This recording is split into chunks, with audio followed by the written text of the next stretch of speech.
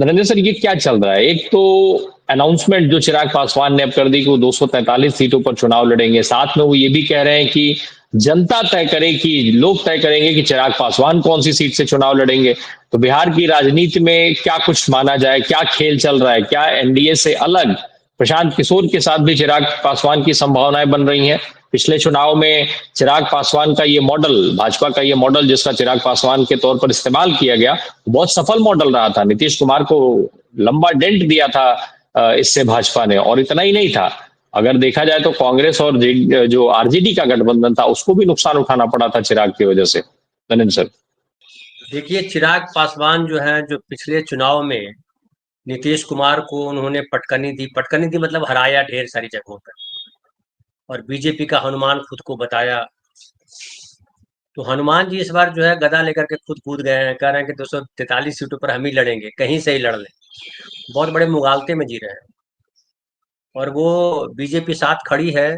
BJP साथ खड़ी नहीं, बल्कि बीजेपी हवा भर रही है।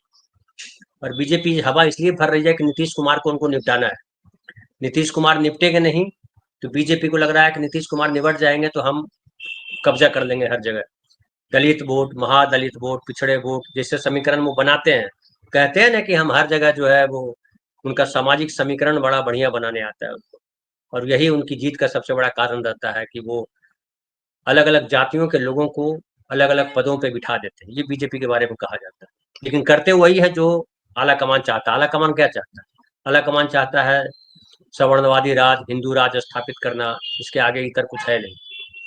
दो उदाहरण मैं देता हूँ। एक देखिए, अभी वीडियो वायरल हो रहा है गोवा का। गोवा के हेल्थ मिनिस्टर जो है गए एक जगह अस्पताल में और सीएमओ को सस्पेंड कर दिया। ये जो नेता ये ऐसा क्यों करते हैं? ऐसा इसलिए करते हैं कि पूरा जो है सरकारी तंत्र को ये ठप कर देना चाहते हैं। ये संघियों में सबसे बड़ा, जो लोग अभी नहीं पहचान रहे हैं, आज के 10 साल बाद समझ में आ जाएगा लोगों को। ये पूरे सरकारी तंत्र को ठप कर देना चाहते हैं ताकि आम आदमी जो है वो हैंड टू माउथ हो जाए। और जो ये कहें, जिससे समझिए मीडिया, मीडिया का क्या हाल किया है? मीडिया में कोई खबर आपको सही नहीं मिलती, सब गॉसिप है, पता नहीं क्या है, नहीं है, लंद है, पंद है।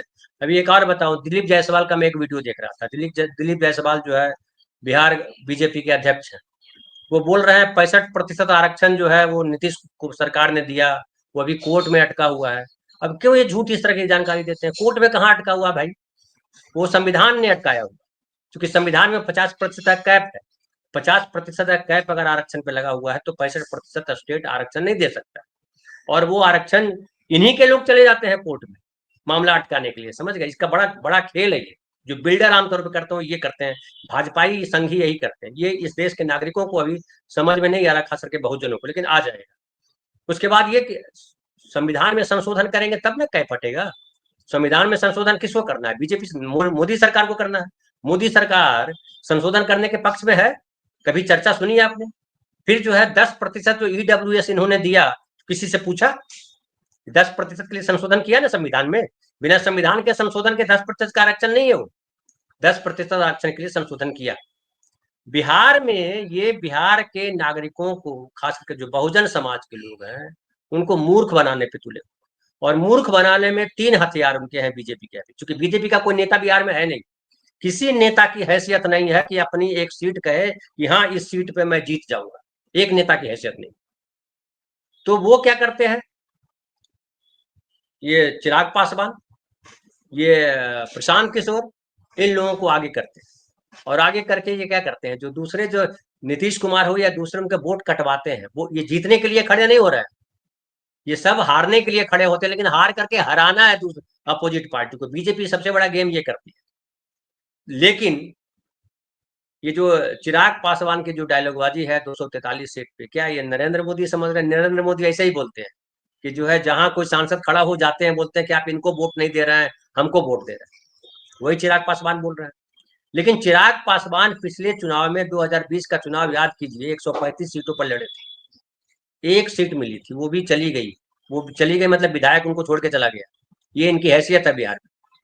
अब डायलॉग देने में कुछ भी बोलिए, क्या दिक्कत है? आप हैं अभी सत्ता में हैं, या आपको बोलने का मौका है, कुछ लोग आपके साथ खड़े हैं। बिल्कुल। लेकिन बिहार की सिचुएशन फिलहाल ये है, राम प्रकाश जी, कि नीतीश कुमार के गौन हो जाने से बीजेपी को लग रहा है कि अब सत्ता मेरे पास आ गई। अब सत्ता आने में उनको कहीं कोई कसर नहीं दिखाई पड़ रहा। उनको लग रहा है कि मेरा मुख्यमंत्री बन गया। ये और इस मुगालते में बीजेपी भी खड़ी। अभी जनता दल यू लगभग समझ लीजिए कि बीजेपी के ग्रिप में है, क्योंकि उसका जो अध्यक्ष है संजय झा, वो बीजेपी के पाले, और भी कुछ नेता है। तो चुनाव लड़ने के लिए पैसा लगता है, चुनाव लड़ने के लिए बहुत कुछ करना पड़ता है। अब अभी सब फंड चाहिए तो है, लेकिन बिहार के लोग बहुत चीजें समझ रहे हैं। और 2020 में जिस तरह से बचते बचते बच गए थे नीतीश कुमार, चूंकि नीतीश कुमार के पास फिर भी एक ये क्रेडिबिलिटी थी कि नीतीश कुमार ने काम किया है, और 42-43 सीट भी आ गई। समझिए वो 30 सीट आती तो क्या होता। नीतीश कुमार को 30 सीट आने का मतलब था कि चिराग पासवान तो गायब भी थे, तेजस्वी की सरकार बन जाती।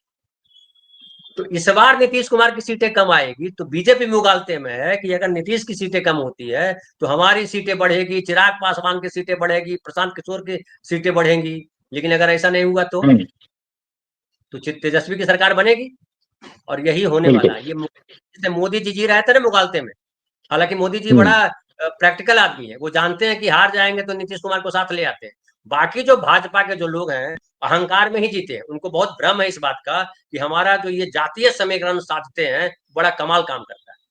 लेकिन हर चीज का चेहरा उजागर हो जाता है। जैसे नरेंद्र मोदी का विश्व पटल पे चेहरा उजागर हो गया, भारत के नक्शे पे चेहरा उजागर हो गया कि 56 इंच का है कि 36 इंच का है कि 16 इंच का, दिख गया ना सबको, किसी को कुछ करना पड़ा। वैसे ही बिहार में भाजपा का सारा एक्सपोज हो चुका है, कुछ बाकी नहीं है।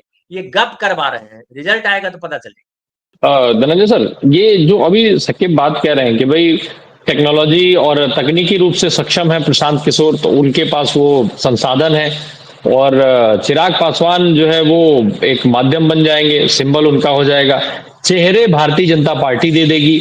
और जाहिर सी बात है कि जब चेहरे भाजपा के होंगे तो पैसा भी भाजपा का होगा। तो इस मामले में अगर देखा जाए तो ये एनडीए और साथ में प्रशांत किशोर, ये मिलकर के तो एक मजबूत सिनेरियो में खड़े होंगे बिहार में। विपक्ष के लिए तो ये सारी दिक्कतें हैं भाई, उनका पैसा कहां से आएगा, उनके पास जो है जिस तरीके से अभी एजेंसियां एक्टिव होंगी, जैसे जैसे चुनाव नजदीक आता जाएगा एजेंसियों का दबाव बढ़ेगा, तेजस्वी के परिवार पे वो दबाव ऑलरेडी है, फिर उस मामले में और ज्यादा दबाव को बढ़ाया जाएगा। तो इस तरीके से तो एनडीए प्लस प्रशांत किशोर वो ऑलरेडी मजबूत स्थिति में दिख रहा है बिहार में।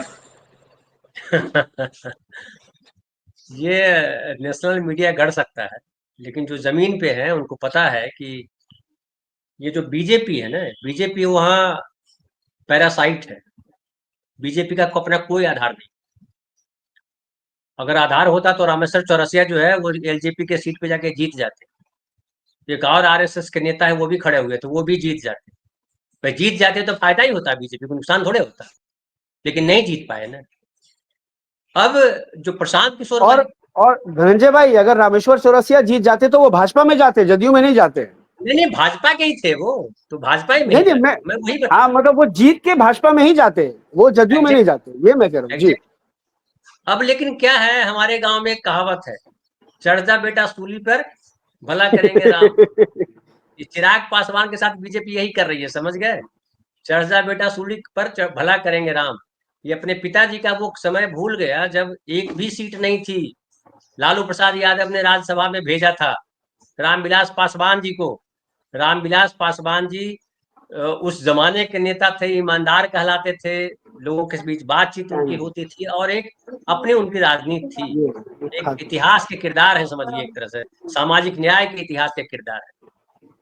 क्या चिराग पासवान में वो है कहीं कुछ? एक दूसरी बात, बीजेपी देखिए जिसका अपना चेहरा होता है वो अपने चेहरे पर लड़ता है। इनके पास अपना चेहरा नहीं है। इनके पास है क्या, जो आपने बताया, इनके पास एजेंसियां हैं। नीतीश कुमार की पार्टी को पूरी तरह से कब्जे में कर लिया है बीजेपी ने। अब देखिए कि अभी फराह बताएंगे कि कहा कि जो है बुलडोजर जाएगा और बुलडोजर उसका घर ढा देगा। विजय सिन्हा ने जाकर के ढा दिया। कभी ऐसा नहीं हुआ बिहार में कि बुलडोजर गया और किसी का घर ढा दिया, किसी पे क्रिमिनल आरोप लगे तो, लेकिन ढा दिया। इससे क्या पता चलता है कि नीतीश कुमार की नहीं चल रही। ये भी देखिए, नीतीश कुमार अभी चुनाव होने तक बर्दाश्त करेंगे चीजों को, क्योंकि उनके पास कोई ऑप्शन नहीं है, वो वहां भी नहीं जा सकते, क्योंकि अब उनके एक तो मानसिक तौर पे, शारीरिक तौर पे अस्वस्थ हो गए हैं। उनकी पार्टी में लोग ऐसे नहीं हैं जो पार्टी को चला सके, खड़ा कर सके, वगैरह वगैरह। लेकिन जो आम आदमी है उसके भीतर अभी भी नीतीश कुमार को लेकर के एक संवेदना है, इससे इनकार नहीं कर सकते। और उनका वोट बैंक है, समझिए पिछले चुनाव में उनकी 43 सीटें आई, फिर भी उनका वोट बैंक 15 से 18% के बीच था। 15 से 18% वोट समझते कितना होता है। और इस बार लोग इंतजार कर रहे हैं कि कांग्रेस अगर वाकई घुसपैठ कर ले, सही तरीके से जमीन पे उतर जाए, तो वोट शिफ्ट हो सकता है। लेकिन बीजेपी के प्लस में मुझे कोई चीज दिखती नहीं है, इसलिए मैं बार बार बोल रहा हूं। बीजेपी के प्लस में एक चीज है कि पूरा प्रशासन उनके पास कब्जे में आ सकता है, जो कि है, क्योंकि जो अफसरों ने पैसा लूटा है, कमाया है, उस पर तो निगाह है एजेंसियों की, तो वो तो धमकाया जाएगा। तो जो राहुल गांधी ने जो अंदेशा जताया है आर्टिकल लिख करके कि जो महाराष्ट्र में हुआ बिहार में हो सकता है, क्योंकि नीतीश कुमार अब ताकतवर नहीं है, वो रोक नहीं सकते उन चीजों को। तो वैसे में बीजेपी बैक डोर से ये चीजें करेगी। अब इसमें तेजस्वी, वो लाठी पिलावन रैली करने वाले लोग, वो मुस्लिम समाज, वो कांग्रेस पार्टी के नेता कितनी गंभीर लड़ाई लड़ पाते हैं उस पर डिपेंड करता है। और अगर चुनाव होता है, अगर फेयर चुनाव, मान लीजिए कि फेयर चुनाव हो रहा है, तो बीजेपी के 50 सीटें नहीं आएगी, जान लीजिए। सरकार तो बड़ी ऊंची चीज है, 50 सीटें नहीं आएगी बीजेपी की। इतनी छवि खराब हुई है सीज फायर की वजह से। गांव गांव में आलोचना हो रही है इस बात की कि 56 इंच किधर गया। और जो ट्रंप बोल रहा है ना, वो बिहार तक जा रहा है, बिहार के गांवों तक जा रहा है। तो इनकी छवि पूरी तरह से खराब है। अब डिपेंड करता है नीतीश कुमार क्या करते हैं, ये बड़ा इंपॉर्टेंट है, जान लीजिए। नीतीश कुमार अगर प्रशासन पे अपनी पकड़ फिर से मजबूत करते हैं तो बीजेपी के लिए मुश्किल आएगी। चिराग पासवान तो कह रहे, चिराग पासवान और प्रशांत किशोर को आप गिनिए मत, हरा सकते हैं, जीत नहीं सकते। न प्रशांत किशोर जीत सकते हैं, न चिराग पासवान जीत सकते हैं, हरा सकते हैं। हराने वाली कुवत है। हराने वाली कुवत क्या होती है, समझिए फरज सकीब जो है सामाजिक स्तर पे काम करते हैं, ये खड़े हो जाएंगे तो 1000-1500 वोट ये भी ले आएंगे, मान लिया कि तो 1000-1500 वोट ले आएंगे तो किसी को हरा देंगे। पर इतना ही कर सकते हैं, इसके आगे की कोई हैसियत नहीं। जी।